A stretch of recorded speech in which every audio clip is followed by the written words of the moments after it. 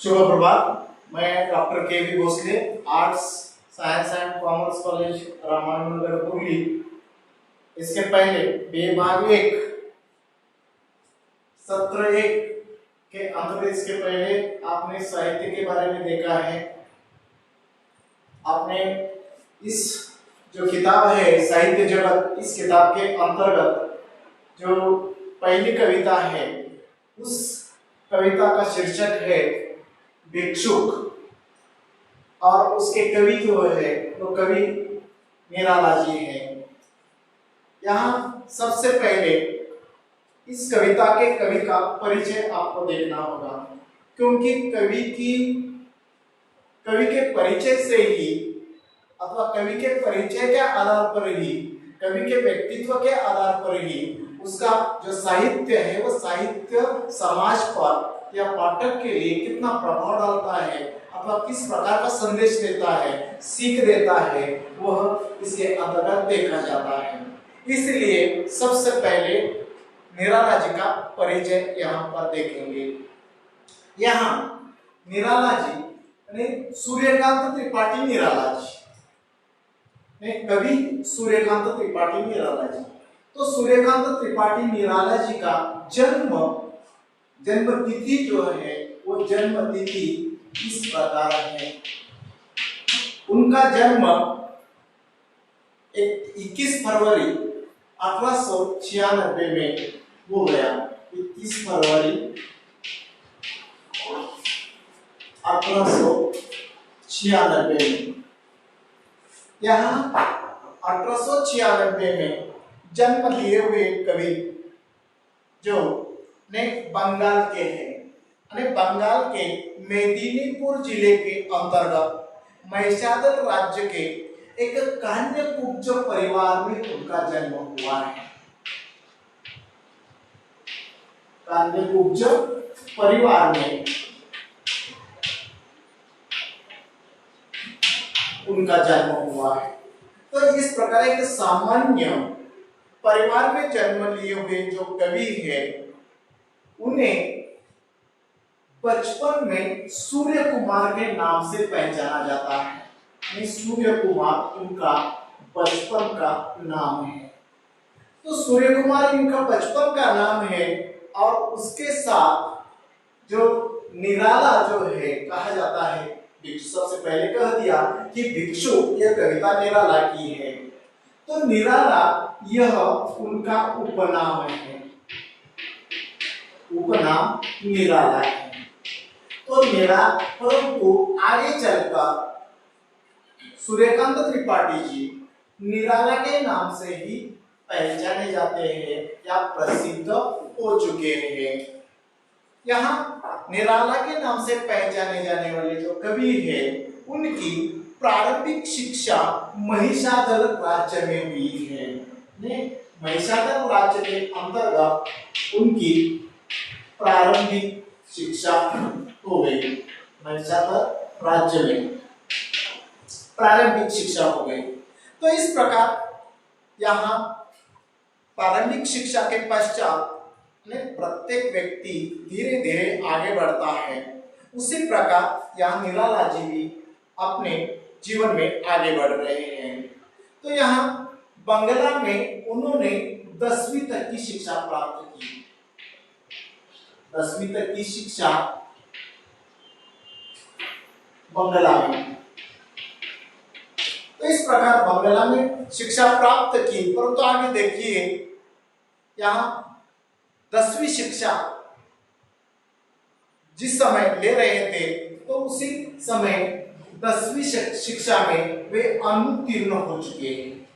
यहाँ देख लीजिए, एक कवि पहले बचपन में 10वीं कक्षा में अनुत्तीर्ण हो गया, परंतु आज उनका नाम प्रत्येक व्यक्ति की जीवा पर रहता है।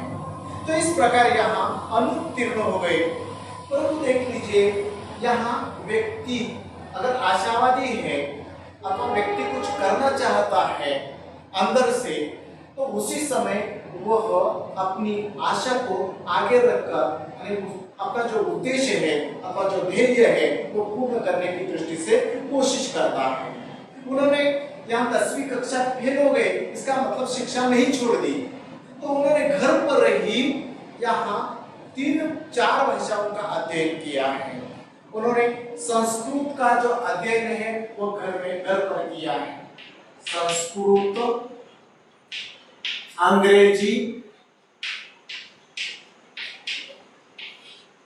संस्कृत का अध्ययन घर पर किया, अंग्रेजी का अध्ययन घर पर किया, साथ ही साथ संगीत का अध्ययन किया, संगीत और दर्शन शास्त्र। इस प्रकार का अध्ययन उन्होंने घर पर ही किया। परंतु देख लीजिए, अध्ययन करने के पश्चात उनका व्यक्तित्व, उनके व्यक्तित्व में किस प्रकार उनके जीवन में परिवर्तन आता है, तो यहाँ उनके जीवन में यह जो बदलाव है वो बदलाव किस प्रकार आया, तो 14 वर्ष की अवस्था में उनका विवाह 14 वर्ष की अवस्था में उनका विवाह मनोहरा देवी से हुआ। मनोहरा देवी से 14 वर्ष की अवस्था में उनका विवाह हुआ।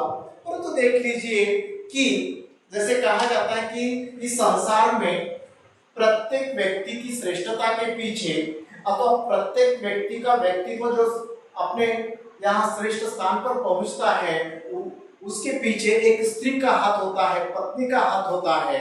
तो उस प्रकार यहाँ हिंदी साहित्य के अंतर्गत यहाँ ऐसे 3 कवि हैं और इन 3 कवियों में से पहले निराला है, प्रसाद, पंत और निराला, ये 3 कवि हैं।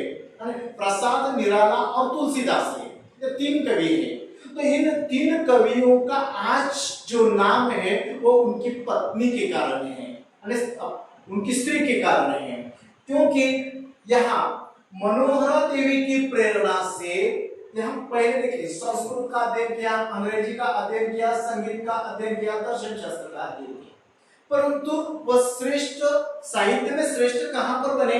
हिंदी के अंतर्गत बन गए। तो हिंदी का अध्ययन कैसे किया? तो सूर्यकांत त्रिपाठी निराला जी की जो पत्नी है मनोहरा देवी ने हिंदी का अध्ययन, उनके द्वारा हिंदी का अध्ययन किया। हिंदी जो भाषा है वह मनोहरा देवी से उन्होंने सीख ली है, और मनोहरा देवी से सीख कर यहाँ जो आज वह एक लब्ध प्रतिष्ठित साहित्य का, इसका मतलब प्रत्येक व्यक्ति की जीवा पर उनका जो नाम होता है, ऐसे कवि का नाम आज माना जा सकता है। परंतु देख लीजिए यहाँ प्रत्येक व्यक्ति का जीवन एक ही प्रकार का नहीं हो सकता। उसी प्रकार सूर्यकांत त्रिपाठी निराला जी का जीवन किस प्रकार का रहा है। यहाँ कहा जाता है अगर जीवन में संघर्ष होता है तो उनका जीवन सफल होता है, संघर्ष के सिवा उनका जीवन सफल नहीं हो सकता। तो उनका जीवन जो है वो उनका जीवन संघर्षमय रहा है। तो संघर्ष में किस प्रकार रहा है कि देख लीजिए उनके जीवन में किस प्रकार की घटनाएं घटित हुई है। सब माता पिता, पत्नी और पुत्री ने, उनके माता पिता की मृत्यु हो गई, पहली घटना घटित हो गई, दुखद घटना। उसके पश्चात उनकी पत्नी की मृत्यु हो गई, यहाँ दूसरी दुखद घटना है। और तीसरी जो है वह उनकी पुत्री जो है उनकी मृत्यु है, यानी लड़की की भी मृत्यु हो गई। इसका मतलब यहाँ अगर एक व्यक्ति के जीवन में इसी प्रकार के एक के पश्चात एक ऐसे अगर संकट आते हैं, मुसीबत आती है, तो वह अपने जीवन में सफल कैसे बन सकता है। परंतु सूर्यकांत त्रिपाठी निराला जी इन तीनों जो दुखद घटनाओं को अथवा आकस्मिक निधन के पश्चात वे इधर उधर घूमते रहे हैं, उन्हें भटकना पड़ा है, यहाँ दर दर की उन्हें ठोकरें खानी पड़ी है। और इसी प्रकार जिस समय यहाँ घूमते रहे तो उसी समय संकटों का सामना करते समय जीवन में कैसे होता है, देख लीजिए अगर संकट आते हैं तो संकट में संकटों को दूर करने वाला कोई न कोई आपके पास पहुंचता है और आपके संकट धीरे धीरे दूर होते रहते हैं। तो इस समय उनके जीवन में यहाँ बड़े बड़े लोग आए, जो सबसे पहले रामकृष्ण, उनके जीवन में रामकृष्ण मिशन यानी रामकृष्ण आए, तो रामकृष्ण से इनका संपर्क हुआ और रामकृष्ण के साथ साथ उनका संपर्क विवेकानंद जी से हुआ। यहाँ दुख घटनाओं के साथ साथ यहाँ वह इधर उधर घूम रहे थे, बट अपने जीवन में भटक रहे थे। उसी समय मात्र रामकृष्ण और विवेकानंद जी से संपर्क होने के पश्चात वे उनसे यहाँ प्रभावित हो गए और फिर उन्होंने अपने जीवन में फिर दूसरा जो है मार्ग यानी यहाँ प्रेरित होते रहे। तो इसी प्रकार उनके जीवन में अथवा उनका व्यक्तित्व जो है वह पौरुषता अथवा ओज, कठोरता, कोमलता आदि का उनके व्यक्तित्व में समन्वय दिखाई देता है और इसीलिए उनमें इस प्रकार एक समन्वयवादी व्यक्तित्व या समन्वयकारी व्यक्तित्व के रूप में यहाँ निराला जी दिखाई देते हैं और ऐसे युगांतकारी कवि के रूप में उनका नाम लिया जाता है।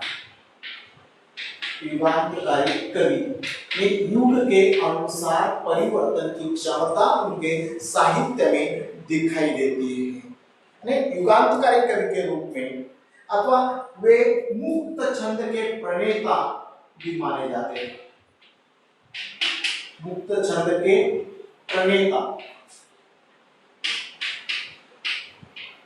मुक्त छंद के प्रणेता उन्हें माना जाता है और इस प्रकार यहाँ सूर्यकांत त्रिपाठी निराला जी ने अपने जीवन में गीति काव्य की प्रथा का आरंभ किया है। गीति काव्य का जन्म ही सूर्यकांत त्रिपाठी निराला जी के माध्यम से हो चुका है और ऐसे कवि ने जो सूर्यकांत त्रिपाठी निराला जी ने समन्वय और मतवाला पत्रिका का संपादन भी किया है और ऐसे एक श्रेष्ठ कवि जो छायावादी कवि है उनकी मृत्यु 1961 में हो गई है। सन 1961 में इनकी मृत्यु हो गई है। इस प्रकार उनका जीवन व्रत रहा है। तो जिस समय उनके साहित्य के बारे में देखते हैं तो साहित्यिक परिचय जो है सूर्यकांत त्रिपाठी निराला जी ने अपने जीवन में सभी प्रकार के जो साहित्य के जो अनेक विधाएं हैं उन विधाओं में अपना योगदान दिया है। उन्होंने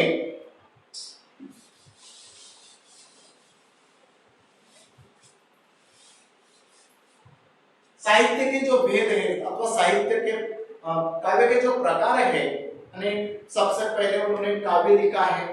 काव्य में अनेक काव्य संग्रहों का उन्होंने निर्माण किया है। साथ ही साथ यहाँ जैसे उनके जीवन में जो घटनाएं घटित हो चुकी है तो अपनी जो पुत्री है लड़की जो है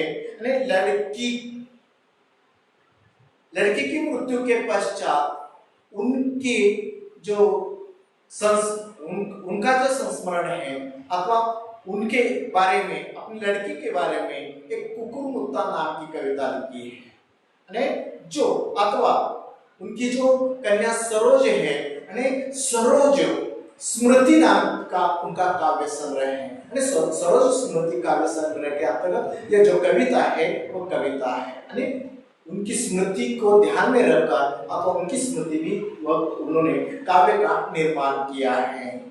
यहाँ जैसे काव्य में अनेक जो काव्य संग्रह है उसके साथ साथ उपन्यास का निर्माण कर दिया। गद्य की विधाओं में भी वो पीछे नहीं रहे हैं। उपन्यास के क्षेत्र में उन्होंने यहाँ 6-7 उपन्यासों का निर्माण कर दिया है। कहानी संग्रह के बारे में अगर सोचते हैं तो यहाँ जो 4-5 कहानी संग्रह भी लिखे, जो उनकी कई कहानियां उनमें स्पष्ट होती हैं। नाटक है, नाटक में समाज, शकुंतला, उषा, राजो ऐसे नाटक लिखे हैं।